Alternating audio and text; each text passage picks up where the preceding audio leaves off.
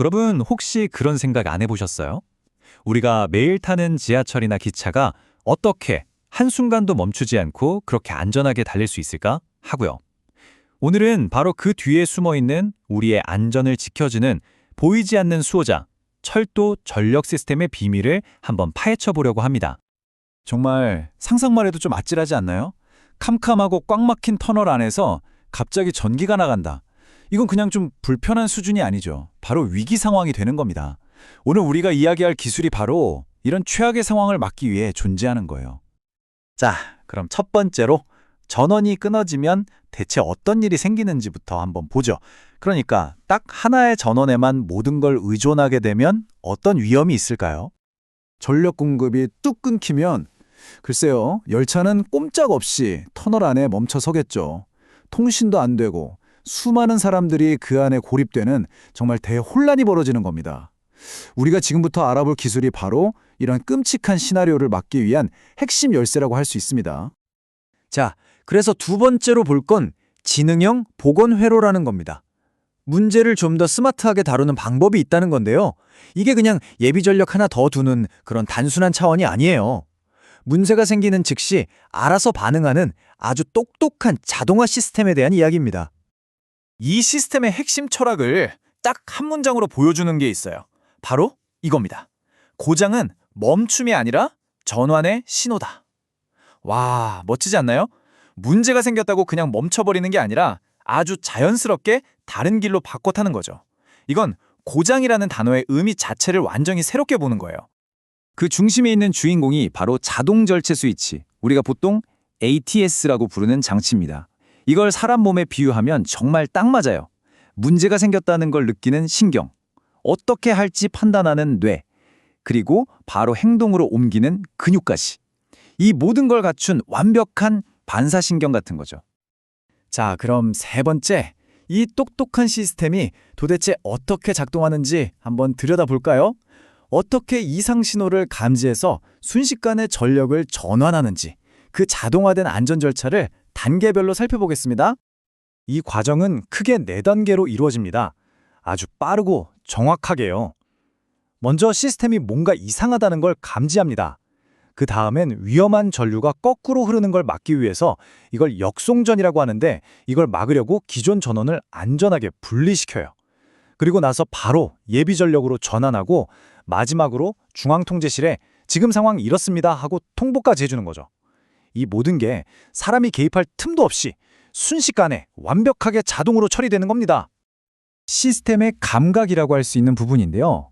여기 보이는 것처럼 전압이 너무 낮거나 높은지, 전류가 과하게 흐르진 않는지, 상불균형은 없는지, 이런 것들을 감시하는 다양한 센서들이 말 그대로 24시간 내내 눈을 부릅뜨고 전력 상태를 체크하는 거예요.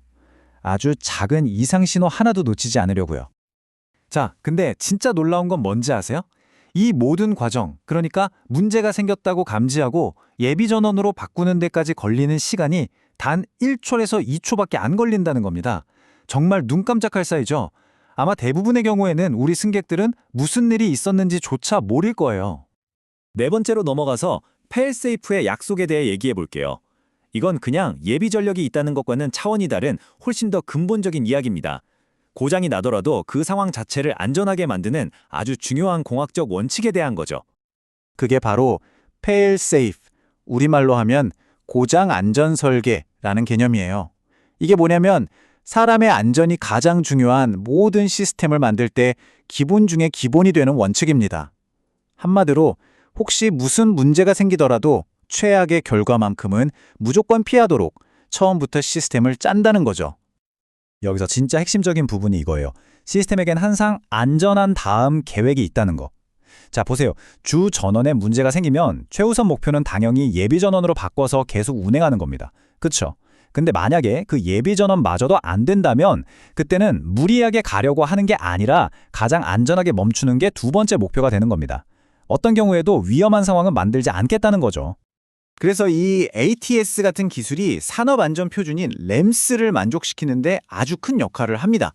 램스가 뭐냐면 신뢰성, 가용성, 유지보수성, 그리고 안전성, 이 4가지 앞글자를 딴 건데요.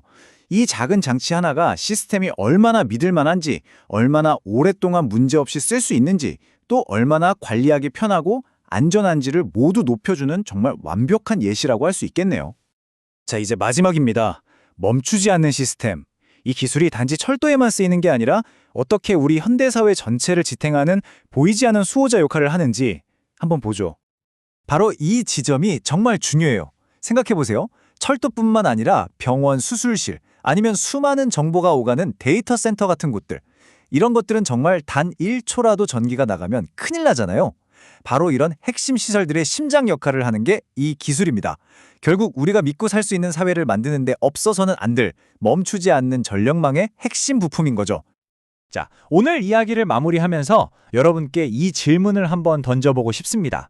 오늘 우리가 살펴본 철도 전력 시스템처럼 평소엔 우리 눈에 잘 띄지 않지만 사실은 묵묵히 제자리에서 우리 사회가 멈추지 않고 돌아가게 만드는 또 다른 보이지 않는 수호자들에는 과연 무엇이 있을까요?